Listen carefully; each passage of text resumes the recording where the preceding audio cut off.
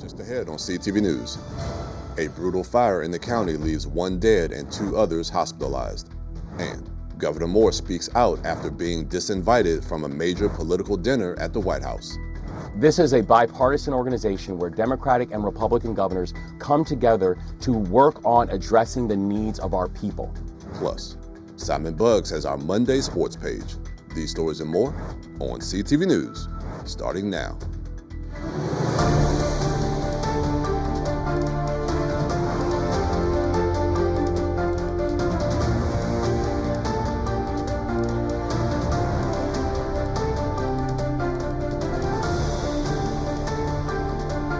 You're watching CTV News for February 9th. I'm Jonathan Hunter. And I'm Anaya Falcon. Thanks so much for joining us. And the top of our news tonight, 1 woman is dead and 2 men are in the hospital after a massive house fire in Chilham yesterday morning. This all took place on the 900 block of Somerset Place. First responders arrived around 9:30 and saw flames coming out of the basement. 3 adults were pulled out of the home and were rushed to area hospitals. And as of now, the 2 men are in critical but stable condition. Firefighters did return to the neighborhood today for post-incident outreach. And the school board has now approved a new virtual learning plan that can be used during future weather emergencies. This comes after Prince George's County students missed 7 days of school due to the snow and ice, and another weather closure back in December. That means PGCPS now has to make up 8 instructional days this school year. The district says it's using all 5 built-in makeup days and has added June 18th to the end of the school year. Schools will remain closed on President's Day, but April 6th could also become a makeup day. People in Prince George's County have been walking and playing on frozen bodies of water, causing concerns for safety. Officials even pulled a body from the Potomac River just last week.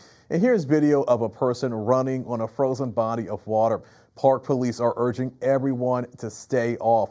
We spoke to Lieutenant Galvin Savoy. He says not too long after the winter storm, they received several phone calls of kids playing on the ice. He says it's hard to tell how thick the ice is, so it's better to just stay off altogether. Well, it's so dangerous because if you were to fall through, those cold temperatures is going to give you an initial shock. You're going to start experiencing hypothermia pretty quickly if you're not able to get out. And if no one's around when it happens, that makes it even worse. So we just encourage everybody to stay off the ice, stay away. Think twice, don't go on the ice.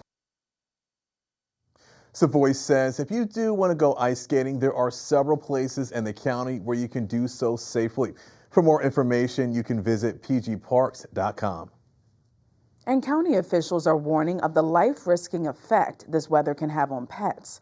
Extreme weather, and winter weather in particular, can cause pets to get frostbite, hypothermia, and become disoriented or freeze to death if left outside for prolonged periods. All domestic animals except livestock are prohibited from being kept outdoors when the effective outdoor wind chill index is 32 degrees Fahrenheit. An animal services representative offered some tips for pet owners to keep their animals safe during the winter weather. If you're taking your dogs out, quick walks in and out, because dogs, they can be prone to hypothermia. I would also put coats on the shorter hair breeds as well to keep them nice and warm. But I wouldn't let them be outside for a long period of time just because they can get cold very easily and potentially develop hypothermia.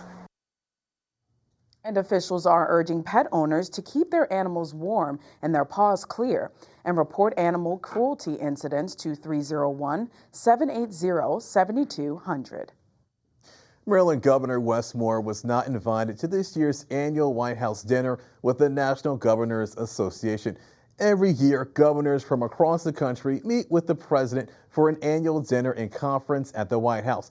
But this year, President Trump decided not to invite Moore and Colorado Governor Jared Polis. Moore says not being invited carries special significance because he's the only black governor in the country. It's particularly confusing because just a few weeks ago, I led a group of Democratic and Republican governors to the White House, and we had a meeting with the White House where we signed a memorandum of understanding around energy. and trying to increase energy supply and bring down energy costs. And so one thing I know is this, is that you can uninvite, you can untweet, but you can never erase. And so if I was selected by my peers, both Democratic and Republican governors, to serve as the vice chair of the National Governors Association, we focus on getting things done for our people, and we're not interested in being able to go to fancy dinners with the president if he wants to exclude certain members. The president is also excluding all Democratic governors from the working session. And Maryland could spend more than $3 million to redraw its congressional redistrict lines. According to the Baltimore Sun, a new estimate from a proposed state agency says the cost would cover legal fees, staffing, and mapping work if lawmakers approve a new redistricting plan. Supporters say the changes are needed to address legal and fairness concerns, while critics question the price tag and timing. The proposal is still under review in Annapolis, and no final decision has been made. A group of lawmakers formed a federal workforce caucus to advocate for federal workers. The goal is to protect federal employees from more job cuts. Just last year, the Trump administration and DOJ laid off thousands of workers in hopes of improving government efficiency. Senator Chris Van Hollen is co-chairman of the caucus. He says they're going to respond to the ongoing clear and present danger of this administration. Their focus in the long run is to improve worker retention and morale. And you're watching CTV News. I'm Jonathan Hunter. And I'm Anaya Falcon. Still to come, new requirements are being enforced for those who've received SNAP. That's right. After the break, find out what they are and how it may take a toll on working families. Stay with us. Come on, move. Of course, there aren't any spots.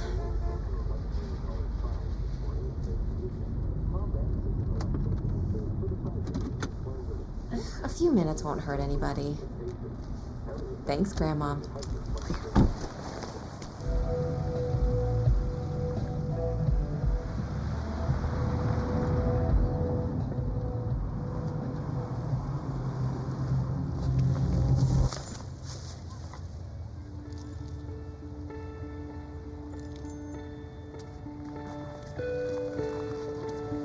Paralyzed Veterans of America works tirelessly every day to create a more accessible America.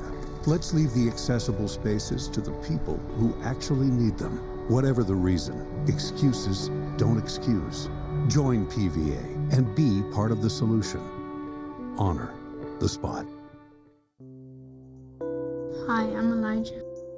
In the summer, I like playing basketball on the trampoline. When I'm hungry, it affects me. Like if I'm trying to read, I'll go to sleep, or if I'm trying to do something around class, I'll get distracted. When I grow up, I want to be a robotic engineer. I want to build robots that can help around the house. Helping people makes me feel proud of myself.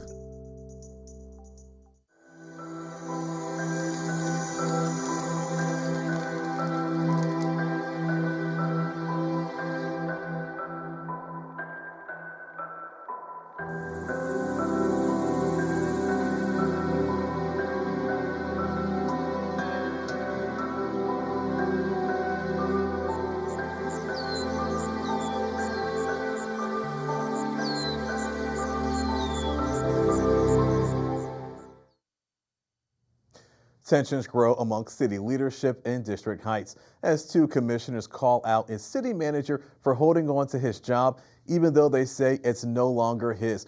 During a city meeting last Thursday, Commissioner Pamela Jennifer and Anthony Tillman walked out of the meeting after expressing their frustrations and concerns over Darren Swain continuing to operate as the interim city manager. Tillman says Swain's role expired on January 3rd. And the city commission did not vote to extend his appointment. He also says the city attorney wrote two legal opinions concluding the city manager position is legally vacant. As Mr. Swain sits in the seat of the city manager right now, I see his presence as a squatter. He is unlawfully occupying the seat, and I ask that he vacate immediately. And Tillman put out a statement saying, quote, "This issue is now before the court and should be resolved through appropriate legal and judicial processes." CTV News did reach out to Darren Swain and has yet to hear back. And a bill regarding special elections in the Maryland General Assembly is making its way through the state Senate. Senate Bill 5 would require special elections to be held at the same time as a statewide primary and general elections.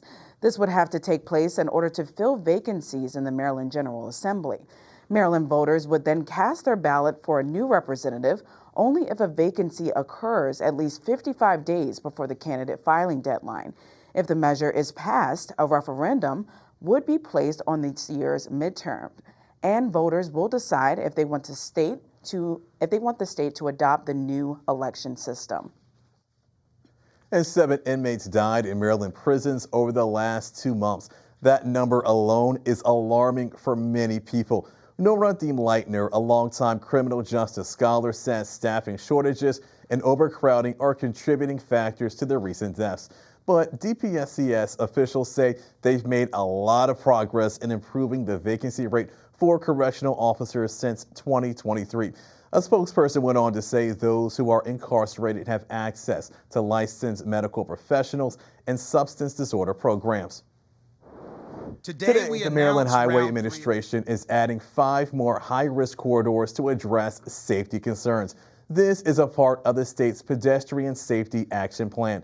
The new areas a part of the project include US 40 from Charing Cross Road to Newwood Drive in Catonsville, US 301 from Maryland 228 to Maryland 5 in Waldorf, 2 corridors in Prince George's County, which include Riggs Road to Maryland 193, Buck Lodge Road in Langley Park, and Martin Luther King Jr. Highway from Eastern Avenue to Maryland 202 in Sea Pleasant. During a press conference, MDOT State Highway Administrator Will Pines talked about the newest phase of the project. Today, we announce round 3 of the PSAT program, along with Maryland 450, because of the tireless effort of the community to support safety projects along the corridor. We know Maryland 450 serves as an important corridor for this community. It serves as a direct connection to the surrounding neighborhoods, to downtown Annapolis, and is a vital link to economic opportunity and growth in this area. In Maryland 650 and Montgomery and Prince George's counties were the state's first corridors to go into construction last summer, and it's anticipated that the project will be completed later this year. And new work requirements for the federal food stamp program could start cutting benefits for thousands of Americans as early as this month. Under changes tied to last year's federal budget law, adults ages 18 to 64 without young children must now work, volunteer, or take part in job training for at least 80 hours a month to keep SNAP benefits beyond a short time limit.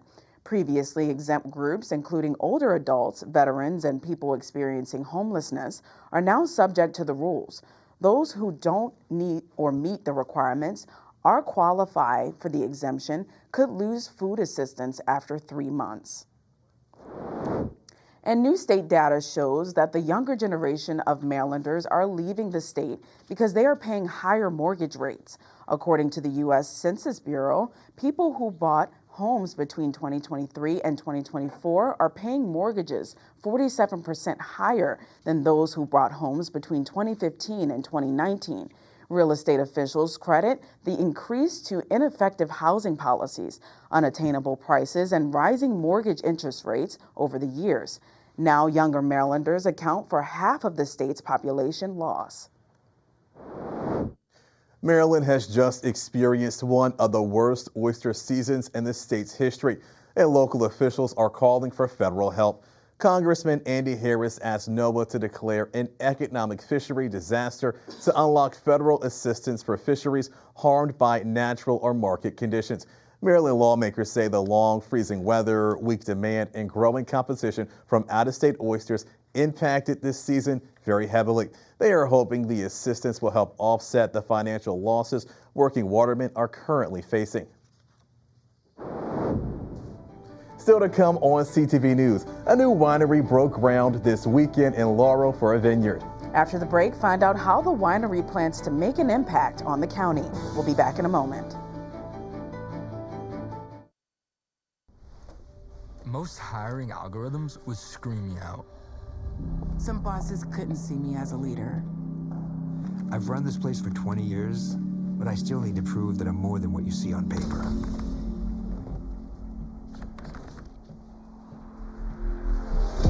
I've been running code as long as I've been able to reach a keyboard.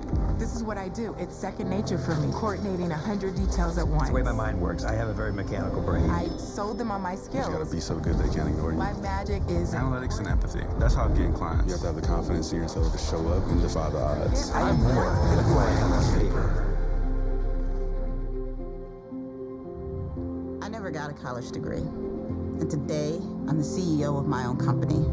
People want to tell me I'm one in a million, when actually I'm one of millions. Stars are all around us. It's time for them to shine.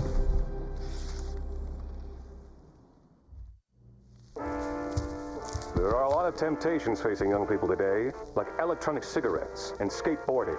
Each vape pod can contain the same amount of nicotine as a pack of cigarettes. This can lead today's youth to a lifelong addiction and severe lung damage. Recall and consider the facts before making a poor decision. The health class film guy isn't the best person to talk to your kid about vaping. Got a few minutes? You are. Start the conversation with your child about vaping today. Hi. I'm your retirement fear. But don't be scared. You're still in pre-retirement. Does that mean I have more time to plan? Precisely. Here, this is pretirement.org. Retirement savings options? Potential tax breaks. Ooh. This isn't scary. I'm doing it. You got this. Visit thisispretirement.org for free resources to help you customize your action plan. As college application season is coming to an end, a new ranking places 3 Maryland universities among the top schools in the world. Coming in at number 12 is Johns Hopkins University in Baltimore. At 95 is the University of Maryland in College Park. And making it in at the top 500 is the University of Maryland in Baltimore. The ranking was based on many factors, including academic capacity and performance, innovation and economic impact, and global engagement. Bowie State University is celebrating Black History Month under the theme A Century of Black History Commemorations. Today, they hosted a panel titled I Respectfully Disagree, moderated by Emmy Award-winning journalist Lou Holder, and featured Super Bowl champion Torrey Smith, economist Dr. Boyce Watkins, and former NBA player Atan Thomas. Holder and the panelists believe the conversation about civil discourse can be useful for the continued advancement of African Americans and society as a whole. Conflict is inevitable, but conflict isn't always bad. Sometimes conflict is necessary, and the way you handle conflict shows your maturity level. There's more communication isn't always better, but sometimes just the right amount of communication, listening to other people's ideas. So there are different opinions and different ways to look at how we advance as a people. And I think it's important for us to have those conversations. I mean, they've had those for, decades. I mean, going back to Booker T. Washington and having the, debates with W.B. Du Bois and, Malcolm X and Martin Luther King. Those are healthy conversations to have. Leave this space, understand that your voice matters. You will have to fight for it. You will have to have tough conversations, but you have to understand how to navigate this world with that, right? Understand how to use your sword. The groundbreaking of Prince George's County's newest winery took place on Friday. The Cleopatra Winery and Vineyard Village Resort in Laurel will include vineyard operations, wine production, hospitality experiences, and destination-style attractions. The multi-million-dollar private investment is designed to attract visitors from across the region and internationally. This project is not about erasing history. It is about preserving it, telling it, and building with respect for what comes before us. As a Black woman, an immigrant, a Marylander, and the founder of a winery built from the ground up, I understand what it means to hold to hold carefully, responsibly, and with accountability. And the Cleopatra Winery and Vineyard Village aims to represent the power of immigrant and minority entrepreneurship in driving innovation, job creation, and economic development. Well, the new Maryland State Park is set to open later this summer. 30 years ago, Mike Drabach and his wife, Jan, purchased a patch of forest in Garrett County with the dream of opening a wilderness retreat. The land, featuring a woodsy lodge, a network of cabins and yurts, was purchased by the state in December of 2024 for $8.7 million. Drabach says they gained a lot of visitors as a result of the coronavirus pandemic. When the park reopens, they will begin offering resort-style facilities for rent at a much lower price.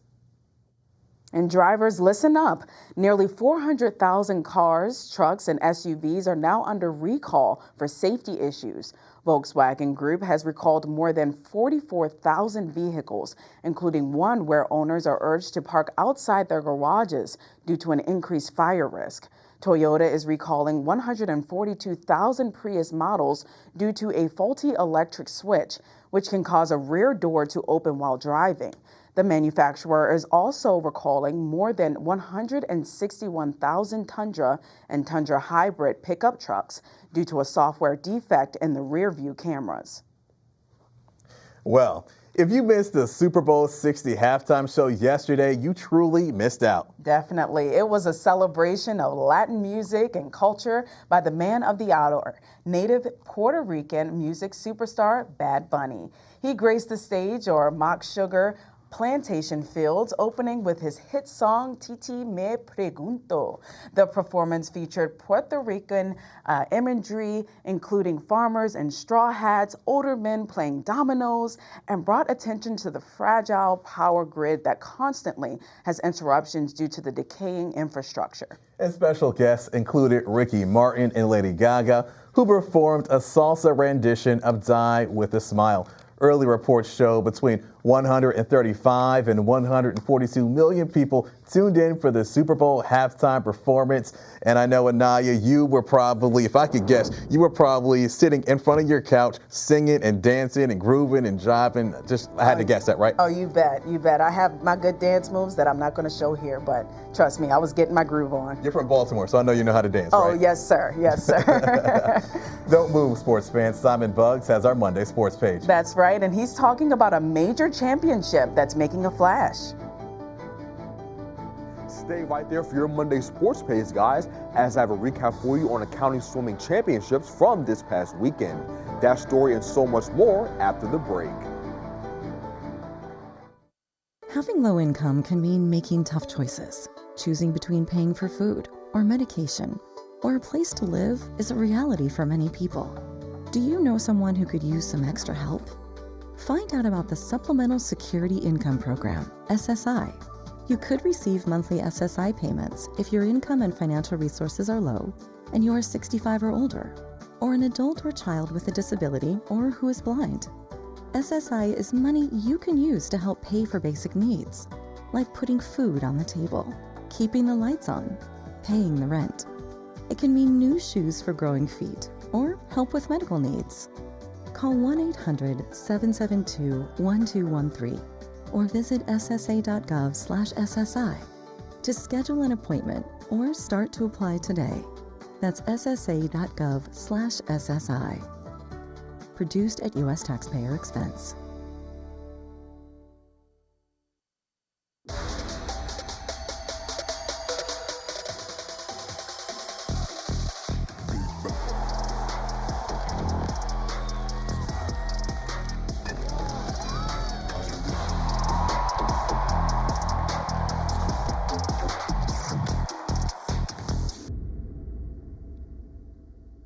All right, sports fans, I've got an absolutely packed sports page for you guys today. We begin with some news from the swimming pool as the county championships took place over the weekend. Schools from all over Prince George's gathered at the Fairland Aquatic Center in Laurel to try and bring back a county championship trophy to their schools. From the breaststroke to the relay, these swimmers competed in all types of races and showed who's the best of the best. I talked to some swimmers after the event who took home trophies for their schools, and they each told me how it felt to earn the title of being the county's best. To be humble, or not to brag as much, but we've been county champions for the past 4 years, so this is our 5th year, my 4th year, and honestly, this year has been such a hard, I would say hard, but it's been a lot more challenging than the past years. Like obviously for the past week and a half, we have not been in school, we have not been at practice, so when we came back, I think Wednesday, it was like, we were kind of slow. Being able to win this again, like it's such a nice feeling. Like, I feel so happy right now. And like just to end off my senior year as a county champion, like same thing as freshman year, sophomore year, junior year, and now it's just, it's honestly, I don't know what else to say. So today we won the 2025-2026 county championships. We've been working all year for this. I know I've been pushing myself in every single practice, every single meet. I've done the 500 free in every single meet and just trying to push myself to be the very best I can. That's what everyone on the team has been trying to do, is just to be the very best they can in every single meet and every single practice. Congratulations to all the schools that took home trophies on Saturday. Switching gears to some news out of College Park, the UMD track and field team was in action also this past weekend at the Penn Classic. And history was made as UMD track and field runner Maya Vaughn set a new school record in the 400-meter invitational with a time of 52:18. And this time was good enough to rank 15th in the entire NCAA.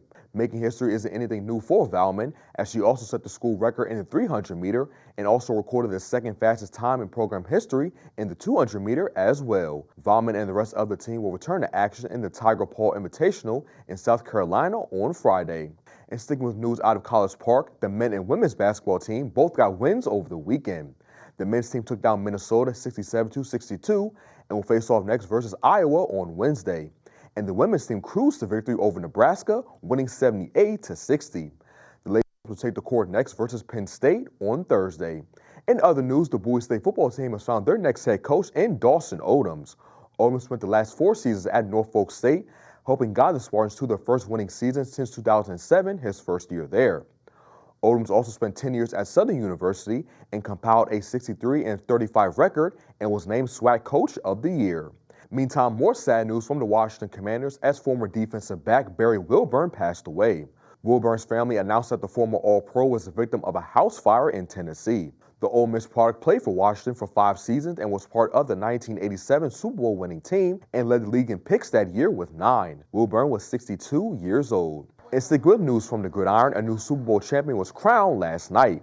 The Seattle Seahawks took down the New England Patriots in the big game, 29-13. Seattle's run game and their defense played a huge role in the victory. Here's linebacker Ernest Jones after the game on his squad's mindset going into it. It's insane, man. I've never been around a bunch of guys that it's literally, nobody thought it was a Super Bowl. It was literally just our next game, and that's how we approached it. And defensively, we came out and we said it early in the year, to win the Super Bowl, it's going to be on our back. So, like I said earlier, I'd be damned if we get one game away and this defense don't show up like we're supposed to. Talent on that Seahawks team as center and Upper Marlboro native Olu. Congratulations, Olu and Christian, on your team's success. And that wraps up your Monday sports page. Simon Bucks, CTV Sports. All right, thanks, Simon. We're going to now take a look at our 3-day weather forecast, and I am excited for some warmer weather coming up. Tonight will be mostly cloudy with calm winds. Tomorrow, hopefully some of that snow outside starts to melt. It'll be partly sunny, and we get a high of 46. I'm looking forward to that, Lord knows. Wednesday will be mostly sunny with a high of 44. Thursday, partly sunny with a high of 39 and a low of 24. And for our community calendar, tomorrow afternoon, the Bowie Senior Center is hosting line dancing. Grab your boots or comfy shoes and join in for an evening of line dancing and great music. This event is from 6 to 8 p.m. and for more information, you can contact 301-809-2300. Do you have a story to tell? You can reach out to our CTV News tip line. Just give us a call at 301-386-4085, or you can send an email to ctvnews@pgctv.org. As always, we look forward to hearing from you. And that's going to wrap up CTV News for now. Thanks for joining us. We'll see you again tomorrow. Have a good night.